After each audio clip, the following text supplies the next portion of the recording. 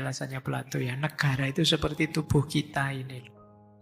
Kuncinya ada di otak, ada di akal. Manusia waras ketika akalnya sehat. Berarti negara juga waras kalau yang mimpin berakal.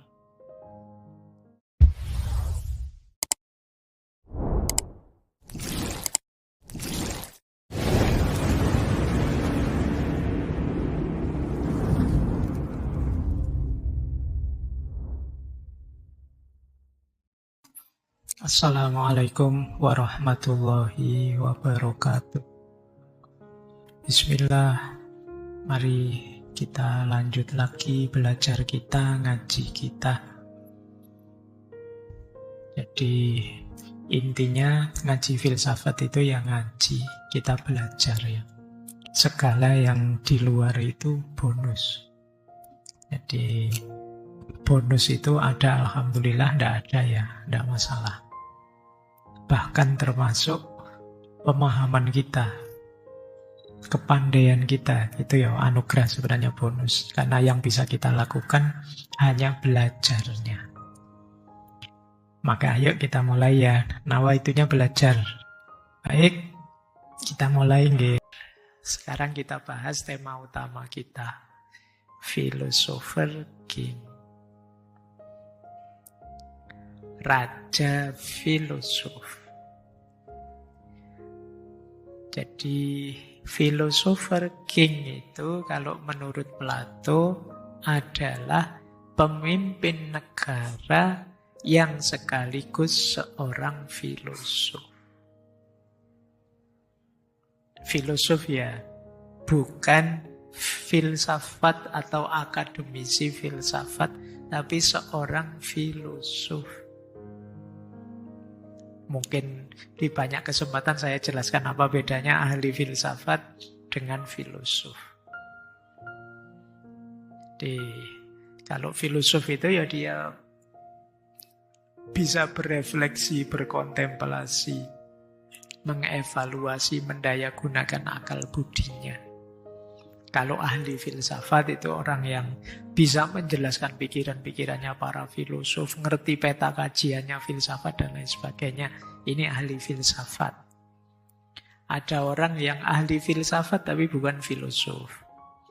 Mungkin dia tiap hari ngomong filsafat, cuma kan filsafat yang katanya. Katanya filosof ini, katanya filosof itu, terus begitu. Ngaji filsafat itu sebagian besar modelnya begitu. Meskipun nanti ada tema-tema yang kefilsafatan mandiri, mikir sendiri kefilosofannya. Nah, tapi ini raja yang filosofer. Jadi bukan filsafat akademisi. Apa sih raja filosof itu? Dia mencintai kebenaran lebih dari kekuasaan. Ini raja filosof. Yang kedua, memahami hakikat kebaikan. Tidak sekedar kesenangan sementara, kenikmatan, keuntungan dari kekuasaan. Tapi dia menuju kebaikan. Dan yang ketiga, dia memimpin karena tanggung jawab, bukan karena ambisi. Jadi siap saya mimpin karena saya terpanggil untuk memperbaiki situasi. Bukan karena ambisi, mencari kepentingannya sendiri, memenuhi kebutuhannya sendiri, dan lain sebagainya. Kalau Plato mengibaratkan philosopher king ini seperti akal, seperti saya bilang tadi ya, dalam diri manusia, di negara. Jadi dia harus jadi akalnya negara. Kenapa kok harus begitu? Ya karena kata Plato, negara akan rusak jika dipimpin oleh orang yang hanya mengejar keuntungan, mencari popularitas atau kehormatan, bukan kebenaran. Jadi king philosopher itu dia pecinta kebenaran.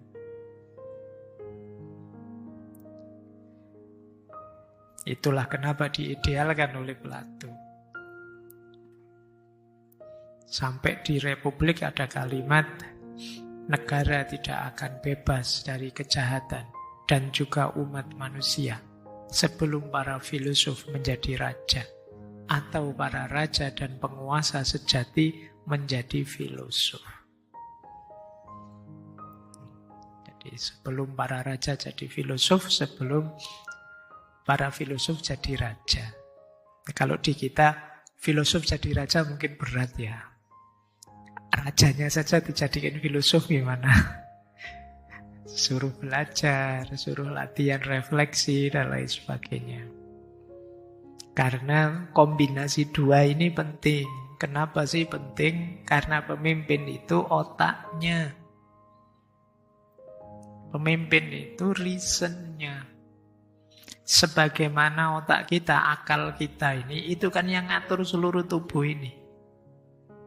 Sampean ke sini atau bolos malam hari ini atau mau apa saja itu kan pemicu awalnya kan munculnya dari pikiran. Maka dia paling vital. Kalau itu negara berarti ya negara ini dibawa kemana? Nanti wajahnya seperti apa? Ya kuncinya di pemimpinnya, leadernya. Maka perlu kita seorang penguasa yang berkarakter filosof. Karena kata Plato, filosof itu orang yang cinta kebenaran. Dan orang yang cinta kebijaksanaan tidak akan mencintai uang. Boleh kalian diskusikan ini ya.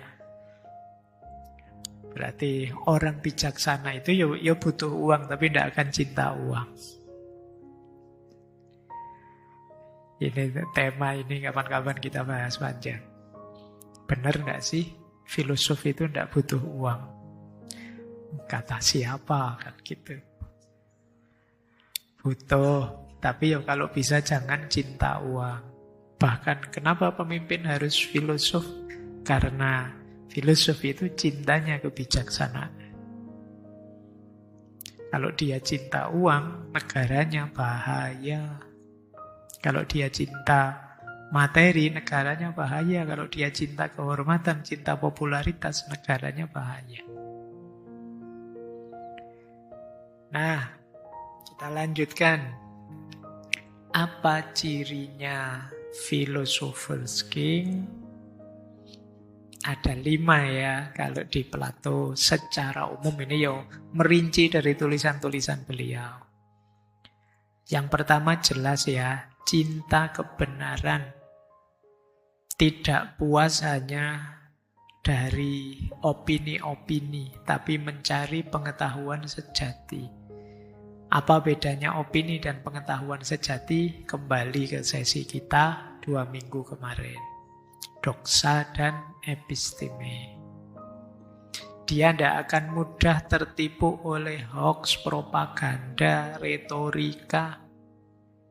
Karena dia sudah tahu mana yang sejati, mana yang palsu. Yang kedua, raja filosof, philosopher king itu dia kenal ide tentang kebaikan. Mana yang benar-benar baik untuk bangsa ini. Nah, dia tahu itu. Sehingga mungkin rela berkorban, mungkin kadang jadi tidak populer, mungkin kadang jadi dibenci 1-2 orang, dia tidak masalah. Yang penting ini yang terbaik untuk bangsa ini. Bukan yang sekedar kesenangan sesaat, bukan sekedar sesuatu yang gebiar sekarang tapi besok suramnya panjang. Raja filosof itu tahu yang terbaik. Jadi memahami apa yang benar-benar baik, tidak sekedar yang tampak baik. Kemudian ciri ketiga, kalau ini tidak mudah. Tidak cinta kekayaan dan kekuasaan. Hidupnya sederhana. Kenapa sih tidak cinta harta? Ya karena cinta harta itu membuat keputusan bisa bias. Orang yang senang harta mudah tergoda oleh iming-iming harta. mudah menegosiasikan kebenaran. Maka philosopher king itu ya cintanya pada kebenaran, bukan pada kekayaan, bukan pada kekuasaan. Yang keempat, adil dan terkendali. Bisa ngerem dirinya, tidak ngamuan, tidak impulsif. Jiwanya tenang. Tidak kesusu, tidak gerusak-gerusu. Dan philosopher king itu teruji oleh pendidikan yang panjang. Dari mana sih muncul karakter 4 sebelumnya tadi? Pendidikan. Minggu depan kita bahas ini ya. Bagaimana cara mendidik orang bisa sekualitas philosopher king ini. Makanya besok kita temanya pendidikan jiwa. Paideia. Oke, jadi ini ciri-ciri philosopher king. Saya tidak tahu siapa dalam bayangan kalian yang masuk kategori philosopher king ini. Mungkin yang kalian ingat ada tokoh stoik Marcus Aurelius. Dia menulis Meditation. Pikiran-pikirannya belakangan banyak dikutip. Dia seorang kaisar Romawi. Meskipun ya tetap ada beberapa cacatnya, ya tidak se-philosopher king itu wong ya. Era-era beliau Romawi itu kan era nanti kekristenan awal yang di situ banyak mengalami siksaan, mengalami persekusi, dan ini era-era termasuk zamannya Marcus Aurelius. Siapa lagi? Di India mungkin teman-teman kenal Asoka. Ya, yang setelah mengalami banyak pertempuran berdarah-darah, kemudian beliau membalik menjalani hidup spiritual. Pikiran-pikirannya kemudian banyak dirujuk orang. Tapi Asoka lebih spiritual. Kalau Plato ini kan maunya rasionalnya. Mungkin ada juga dulu pernah kita kaji Jalaluddin Muhammad Akbar, Sultan Akbar Agung India. Yang itu intelektual ya, sultan yang menggagas dini ilahi, yang ingin meramu spiritualitas dari banyak agama, ingin dijadikan satu. Ya sama kayak Asoka tadi ya, masih di spiritual. Ada juga yang raja pencerahan, sahabatnya Voltaire, Frederick kedua dari Prusia. Tapi kalau beliau ini mungkin ya kalau saya menyebutnya lebih ahli filsafat. Kefilosofannya mungkin masih harus diuji lagi. Tapi beliau memang dekat dengan Voltaire sehingga gagasan-gagasan beliau juga luar biasa. Ya, ada lagi siapa bayangan teman-teman ya? Mungkin kalau dalam Islam kita mungkin masih ingat Umar bin Abdul Aziz dan lain-lain. Silakan, mungkin teman-teman punya konsep sendiri. Kalau ada waktu boleh dibandingkan dengan konsep Ratu Adil di Jawa atau konsep Imam Mahdi dan lain sebagainya. Itu nyambung tidak dengan philosopher king ini? Ya tugasmu lah yang kuliah S2, S3 bahas itu ya. Baik, karena kalau saya bahas itu di sini kasihan yang bukan jurusan filsafat, nanti Pak ruwet Pak materinya Pak gitu. Yang bagian pendalaman kalian ya. Oke, yang jelas ini idealismenya Plato. Mengapa sih harus philosopher king Ini kalau ada yang tanya, apa ndak boleh yang lain? Kata Plato, kalau kita rinci dari tulisan-tulisan beliau, yang pertama, karena politik itu lebih banyak berhubungan dengan pengetahuan, bukan selera. Jadi, Plato membedakan antara mengetahui apa yang baik dengan sekedar suka. Selama ini, ya kita dengan demokrasi itu sering politik itu tentang suka dan tidak suka. Padahal harusnya tentang tahu dan tidak tahu, bisa dan tidak bisa. Jadi itulah kenapa perlu philosopher king. Karena kalau tidak ya seperti situasi demokrasi tadi. Yang penting kita sepakati meskipun tidak bisa nyetir kapal, biar saja. Alasan kedua, kekuasaan tanpa kebijaksanaan hancur. Contohnya apa? Athena. Athena habis. Perang melawan Sparta. Socrates, orang paling bijaksana pada zamannya, malah dihukum mati. Jadi iya kekuasaan, iya sih kedaulatan, tapi tanpa kebijaksanaan, tanpa pengetahuan akan kebenaran juga hancur. Yang ketiga, kata Plato, filosof itu tipe orang yang tidak serakah kekuasaan karena orang ini cintanya pada kebenaran, kebijaksanaan. Sayangnya, biasanya filosof yang sejati memang tidak minat jadi pemimpin. Problemnya di situ. Yang keempat, seperti tadi alasannya Plato ya, negara itu seperti tubuh kita ini loh. Kuncinya ada di otak, ada di akal. Manusia waras ketika akalnya sehat. Berarti negara juga waras kalau yang mimpin berakal. Para filosof. Ini kalau ada yang tanya, mengapa harus philosophers king? Yang penting kalian tahu ya, tidak harus dihafalkan, tidak apa-apa. Tidak ada ujiannya. Lanjut.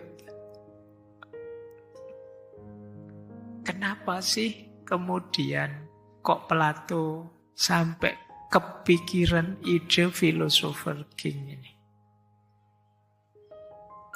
Pelan-pelan ya.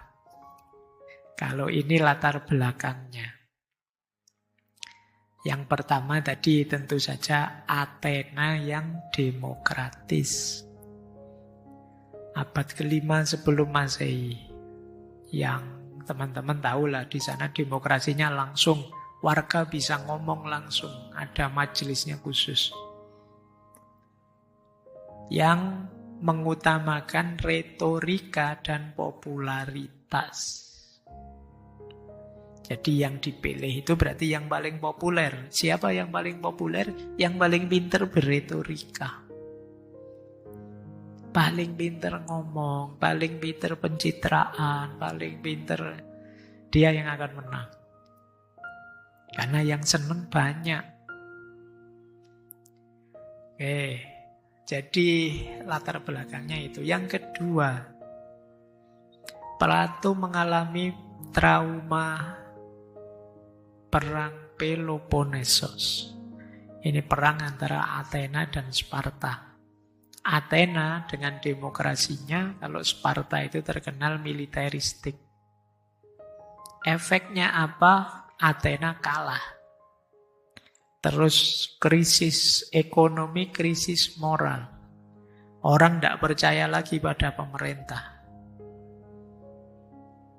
Setelah Athena kalah, muncul apa? ada istilah pemerintahan 30 tiran, seti tyrants. Yang namanya saja tiran. Jadi negara dipimpin tiran satu saja, puyeng kita. Ini dipimpin 30 tiran. Istilahnya. Betapa beratnya hidup kita. Ya. Jadi pembunuhan, penindasan. Dan kok beberapa tiran yang 30 tadi itu masih keluarganya Plato. Keluarganya sendiri. Itu membuat dia semakin, berarti dia tahu aslinya tiran-tiran ini wong keluarganya sendiri. Itu membuat dia semakin muak. Apalagi puncaknya tewasnya gurunya Sokrates. Ini jadi titik balik personal sudah. Dia tambah tidak percaya dengan sistem demokrasi. Padahal siapa yang tidak ngakui kalau Sokrates itu orang baik, humoris, cerdas, pikiran-pikirannya banyak mengubah orang, mempengaruhi orang. Itu pun karena kalah voting, tetap diputus salah dan dihukum mati. Dan terakhir tentu saja respon beliau terhadap sofisme. Sofisme itu satu aliran, dulu pernah kita bahas satu sesi yang ngaji filsafat, yang menganggap kebenaran itu relatif saja. Mereka kuat di retorika. Mereka ini ahli debat. Kalau debat mesti menang, karena memang tujuan mereka dalam perdebatan itu kemenangan. Yang ini terus dikritik oleh Plato. Di depan orang-orang sofis ini, politik itu hanya jadi adu kata. Bukan pencarian kebaikan. Keadilan kemudian hanya jadi soal persuasi. Siapa yang ngomongnya paling banyak, siapa yang membuat orang terdiam tidak bisa jawab, dialah orang hebat. Ini gaya sofis. Oke, pemimpinnya tiran, kemudian intelektualnya sofis, rakyatnya egois. Kalah perang akhirnya. Dan itu yang membuat Plato drop sudah. Dari situ menggagas filosofer king. Lanjut.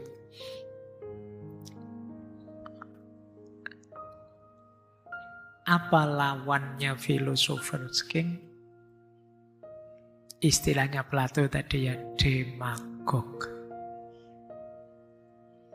Teman-teman mungkin sering dengar istilah ini ya di perdebatan-perdebatan di TV-TV. Sebenarnya demagog ini istilah baik-baik saja kok awalnya, tapi dari kata-kata demos dan agogos. Agogos itu pemimpin, penuntun, demos itu rakyat. Jadi demagogos artinya pemimpinnya rakyat atau orang yang nuntun rakyat. Awalnya di Yunani, demagog ini ya memang pemimpinnya rakyat. Tapi kemudian oleh Plato dan Aristoteles dikonotasikan negatif. Untuk orang-orang politisi yang oportunis, menghasut rakyat, memanipulasi emosinya rakyat untuk kepentingan mereka. Ini namanya demagog. Jadi Plato mengkritik para demagog ini karena mereka menyesatkan rakyat. Dengan retorikanya hanya mengejar kekuasaan untuk dirinya. Rakyat sedang marah ditunggangi. Rakyat sedang kecewa ditunggangi. Pokoknya dia memanipulasi emosinya rakyat. Untuk apa? Untuk kepentingannya sendiri. Dengan keahliannya berretorika. Ini yang disebut demagog. Jadi demagog ini lawannya philosophers king. Ya, cirinya, ini catatan saya mungkin bisa lebih. Mengandalkan retorika, bukan kebenaran. Mengandalkan opini-opininya sendiri, bukan episteme. Jadi, ini ciri pertama. Tidak usah membayangkan siapa-siapa ya. Saya kalau ngomong gini, teman-teman sudah muncul banyak nama di kepalamu. Saya ingin untuk dirimu sendiri besok. Kalian kan pemimpin-pemimpin di masa depan. Awas nanti kalau ada yang jadi bupati, gubernur, Pak, saya dulu sering ngaji filsafat loh, tapi terus tipemu tipe ini. Kok kamu begitu loh? Dulu kan diajari Pak Faiz tentang demagog. Ya maksudnya tidak nyuruh kamu jadi ini ya. Jadi hanya retorika, bukan kebenaran. Memanipulasi emosinya rakyat, memanfaatkan kemarahannya rakyat, ketakutannya rakyat, kekecewaan rakyat, memberi janji-janji palsu,